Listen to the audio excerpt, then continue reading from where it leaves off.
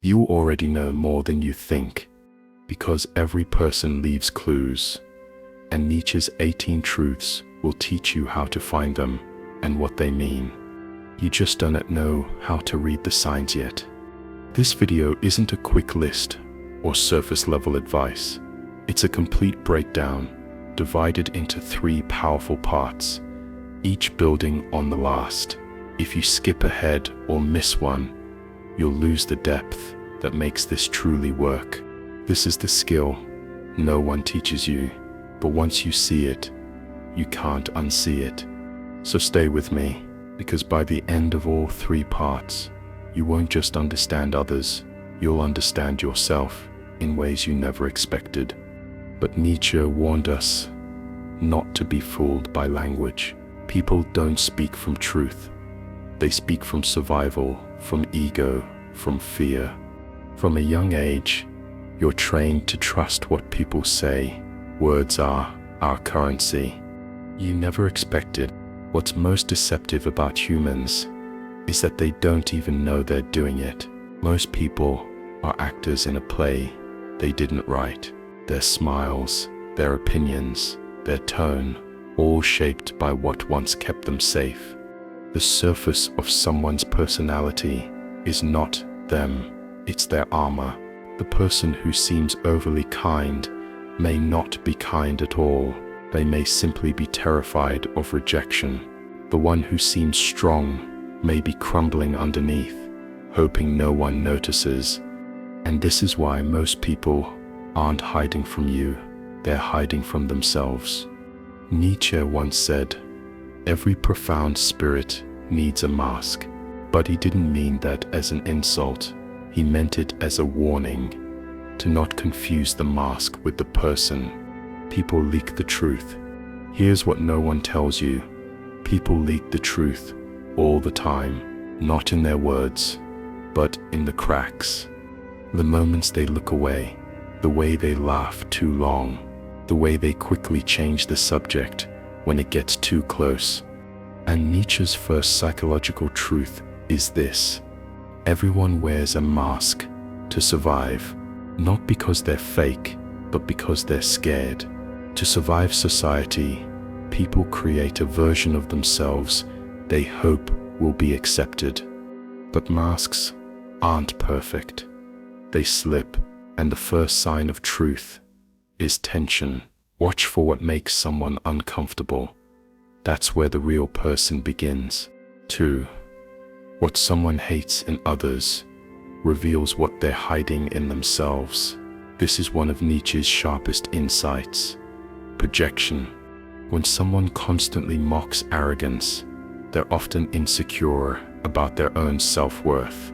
When someone can't stop pointing out dishonesty in others, they're usually hiding a truth they haven't faced. We hate in others what we're afraid to admit in ourselves. So when you want to read someone, don't just look at what they admire, look at what they criticize and why. 3. Silence reveals more than words. Nietzsche didn't believe truth came from talking. In fact, he saw language as a tool of the herd, often used to avoid confronting reality. When someone pauses before answering, when they dodge certain topics, when they give short, rehearsed replies to deep questions, that silence is louder than speech. A person avoiding vulnerability is revealing everything about what they fear. 4. Excessive virtue is often disguised vanity.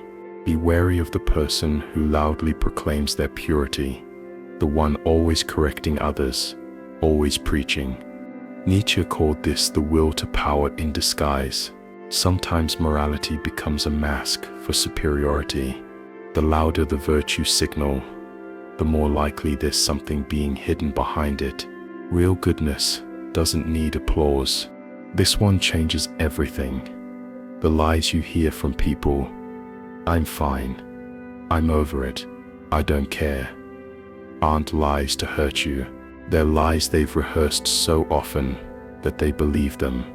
5. People don't lie to you first, they lie to themselves. And that's what makes reading them possible. because the inconsistencies reveal the truth. Nietzsche understood self-deception not as evil, but as defense, a way to keep functioning in a painful world. So when someone's story doesn't quite add up, don't assume they're trying to deceive you. Realize they've been doing it to themselves far longer. 6. Where someone feels superior, they're hiding inferiority. This is pure Nietzsche. He believed that superiority is often overcompensation. If someone constantly reminds you of their accomplishments, they likely fear they're not enough. If someone puts others down casually, they're probably terrified of being overlooked. Real confidence doesn't compete, it just is. So if someone needs to dominate, control, or prove, look deeper behind the throne. You'll often find a scared child wearing a crown. Reading people isn't about judging them, it's about understanding their core. When someone interrupts constantly, you now know it's not always arrogance. It might be fear of being forgotten. People are nested about judging. When someone posts obsessively about happiness, it may be a cry for help. Use these truths not to gain power, but to extend compassion, because the more clearly you see someone, the less likely you are to hate them.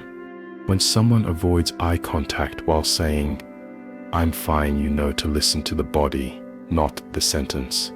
If you've ever looked at someone and felt like you were only seeing the surface, if you've ever wished you could decode what's really going on beneath the mask, drop a comment below. Let's talk about the moments when people showed you the truth without saying a word. And that's Nietzsche's secret. He didn't want you to see through others so you could control them. He wanted you to see through them so you could stop being fooled and start connecting. And if this video helped you see people differently, subscribe. There's much more coming, and you'll want to see the rest of Nietzsche's truths unfold. The way their tone shifts when the subject gets too close. It's one thing to notice the mask. It's another thing entirely to watch it crack. And if you've ever paid attention, you've probably seen it happen. A flash of discomfort when someone's beliefs are challenged. The nervous laugh that doesn't match the words. These moments aren't sped mistakes. They spur clues. And if you know what to look for, you'll begin to understand that people aren't hard to read, they're just scared to be seen. Because Nietzsche believed the self is not a stable thing. But here in part 2, we go deeper into the places where those personas begin to break. In part 1, we explored how people build personas to protect themselves. It's a performance, a stitched-together role meant to survive the world. Most actions are driven by fear, and the moment it's threatened, the truth leaks out. Most actions are driven by fear. Let's start here, because it's more universal than you think. 7. Most actions are driven by unconscious fear. Ask yourself this. Why does someone over-explain? Why do they dominate a conversation or disappear completely? Why do they say yes when they clearly mean no? Fear of abandonment, rejection, humiliation, failure. Nietzsche knew that humans rarely act from pure desire. They act from a deep fear of loss, of status, of love, of self-worth. So when you want to read someone, stop focusing on what they say they want. Instead, ask what are they afraid of losing. That is where the truth lives. 8. Criticism is a mirror. Next time someone constantly critiques others, listen closely. When someone criticizes too much, it's projection. The man who mocks emotional people might be terrified of his own feelings. The woman who belittles others for their appearance might be locked in a secret war with her reflection. Nietzsche said judgment is almost never about the other, it's about the self. So when you hear repeated criticisms, Don't be distracted by the target. Trace the line back to the speaker. What part of themselves are they trying to discern? Projection isn't just a defense mechanism, it's a confession. And if you listen right, it tells you exactly where someone's pain lives. 9. Guilt hides behind false confidence. There's a kind of person you've probably met, the one who seems overly sure of themselves, always in control, always composed. But watch long enough, and you'll see the tension in their jaw, the way they over-prepare, the defensiveness under pressure. Nietzsche observed this in leaders, teachers, preachers, those who perform certainty because they're scared of being seen. When someone is chronically confident, look for the guilt they're trying to bury. Maybe it's something they regret. Maybe it's a version of themselves they're desperate to prove wrong. Real peace doesn't perform. So when someone seems too confident, don't be intimidated. Be curious. Tender. Exaggeration reveals the hidden truth. This one is subtle but powerful, and once you see it, you can't unsee it. People betray themselves through exaggeration. The one who constantly says, "I don't care what anyone thinks," usually cares deeply. The one who insists, "I'm always happy," likely isn't. Exaggeration is a tell. It's the ego trying to drown out doubt. Nietzsche believed extremism in any direction is a form of imbalance, not strength. So when someone's statements sound too absolute, don't believe the content. Read the insecurity underneath. Exaggeration is volume. The real question is, what are they trying to silence? 11. The desire for control masks inner chaos. Control, we seek it everywhere, in jobs, relationships, routines. But some people crave it to the point of obsession, and that sets a sign. Those who seek control often fear inner chaos. Nietzsche saw this clearly. When the inner world is disordered, the outer world must be managed obsessively. If someone micromanages every detail, if they can't handle change, if they dominate others just to feel powerful, it's not strength. It says fear. Something inside them feels out of control. So instead of fearing the controlling person, see them for what they are. Someone terrified that the moment they let go, it will all fall apart. The stricter the outer shell, the more fragile the inner self. 12.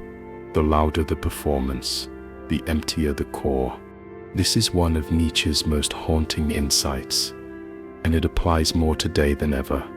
Look at social media, the endless look at me energy, the perfect poses, the constant updates, the curated identity. Nietzsche didn't see this as strength. He saw it as desperation. When someone is constantly performing, it's because they don't believe they'll be seen or loved without it. So they create noise, color, drama. But the person who truly knows themselves doesn't need to be watched. They see are already whole. So when someone's life looks like a performance, remember this: it's not a show of power. It sets a whisper of need. Putting it together, you're probably starting to feel it now, the shift. You walk into a room, and suddenly the patterns speak louder than the words. You see someone interrupting constantly, and realize they're terrified of being forgotten. You see someone who boasts endlessly, and sense their invisible wound. You are not reading minds. You are reading the mask, and Nietzsche gave you the flashlight. This isn't set, just a skill. It is a responsibility. Because once you learn to see people clearly, you can't unsee it. And you'll begin to understand that most people are suffering quietly behind polished smiles. Reading them is not about gaining leverage. It's about offering grace. When you see the child behind the critic, the fear behind the bully, the guilt behind the arrogance, you don't become weaker. You become unshakable. Want more? If this part of the video opened your eyes, wait until the final part. Because in part 3, we strip away the last layer. We'll explore how people's deepest childhood wounds show up in their adult personalities, how their envy, their silence, their need to be remembered, all reveal their soul. You'll learn the final 6 truths that make you see people with absolute clarity. But more importantly, you still understand yourself. By now, something in you has shifted. You don't just see people. You read them, not as villains, not as victims, but as humans trying to survive with masks they didn't even choose. But we're not done yet, because behind every behavior is a belief, and behind every belief is a wound. The final part, recognizing the soul. This final part is about learning to recognize the soul, the deep story that hides underneath the surface of everyone you meet. Nietzsche didn't just expose people's patterns. He illuminated where those patterns come from. Let us finish what we started. 13. No one speaks from logic. They speak from pain. You might think people are rational, that they argue based on facts, that they make decisions based on reason. But Nietzsche believed otherwise. Underneath every logical argument is an emotional wound. A person might say, "I don't believe in love. It is just a fantasy." But listen closely, they're not stating a fact, they're protecting a pain. People form their views based on what hurt them, then justify those views with logic. So when you want to understand someone's worldview, don't just ask what they believe, ask what broke them. Ask what scared them. Ask what they never want to feel again. This changes everything. It shifts your focus from, why are they saying this, to, what are they afraid of repeating? And suddenly, their opinions aren't set threats. They're defenses, they're arguments. They aren't attacks. They set shields. And when you see that, you stop reacting. You start understanding. 14. How someone reacts to weakness reveals their power. Want to truly see someone's character? Don't test. Watch how they treat powerful people. Watch how they treat someone who can't fight back. Nietzsche believed real strength isn't proven through domination. It's revealed through restraint. If someone mocks vulnerability, they're afraid of their own. If someone punishes mistakes, they likely weren't allowed to make any. If someone always wins, but leaves others bleeding, they're still at war with themselves. But the person who can witness weakness without judgment, who can sit with sadness without running away, who can forgive what they could have punished, that's someone who is no longer ruled by the past. They don't need to prove anything, because they've already won the inner war. So if you want to read someone, give them a moment where compassion is an option. What they do in that moment will show you who they are, not just who they pretend to be. 15. When someone fears being forgotten, they chase attention. Ever met someone who always needs to be seen? Every room they enter, every story they tell, every outfit they wear screams, "Notice me." At first glance, it looks like confidence, but Nietzsche saw through it. The hunger for attention often comes from a deeper fear, the fear of being invisible, the fear of being erased, the fear of living and dying without leaving a mark. So people create noise, not because they love it, but because they can't bear the silence. The child who was ignored becomes the adult who overcompensates. And instead of asking for love directly, they demand it indirectly. through performance, drama, or chaos. So when you see someone who feels like too much, don't be quick to judge. Ask what they're afraid will happen if they're not enough. Because sometimes attention isn't set of vanity, it's a cry. 16. The person they attack is often the person they envy. This is one of Nietzsche's boldest truths, and one of the hardest to admit. People don't always attack because they hate. They often attack because they admire, but feel they can never be. Criticism is easier than admiration. So the one who tears down the successful, who mocks the confident, who gossips about the free, isn't just mean. They are in pain. Because to see someone embody a part of you that you've abandoned is to be reminded of what you've lost. So instead of celebrating them, we destroy them. But envy is just unspoken desire. It sets the soul saying, I want that too, but I don't believe I said them aloud. If you can see this in others, you become immune to petty hate. If you can see this in yourself, you become free. 17. People act out their childhood, not their beliefs. You've heard it said, people don't just change. But Nietzsche would say, people repeat. They repeat the roles they were forced to play, the fears they were taught to carry, the dynamics they never escaped. The child who was never heard becomes the adult who never listens. The child punished for emotions becomes cold, logical, detached. The child who had to earn love becomes the adult who performs for affection, even when it's toxic. They think they said acting from beliefs, but really, they are just reenacting the past.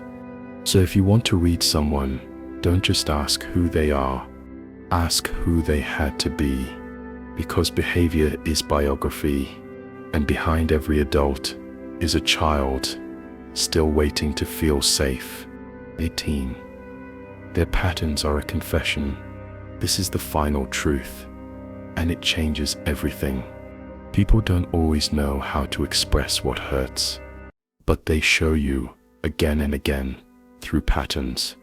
The one who ghosts when things get close, the one who overworks to avoid stillness, the one who flirts with everyone but connects with no one. These aren't set random behaviors. They set confessions. They are saying, this is how I protect myself. They are saying, this is where I was hurt. They are saying, this is what I fear repeating. Nietzsche believed that if you learn to listen deeply, not to words, but to patterns, you can hear the truth before it's spoken. And when you do, something powerful happens. You stop personalizing. You stop judging. You start understanding.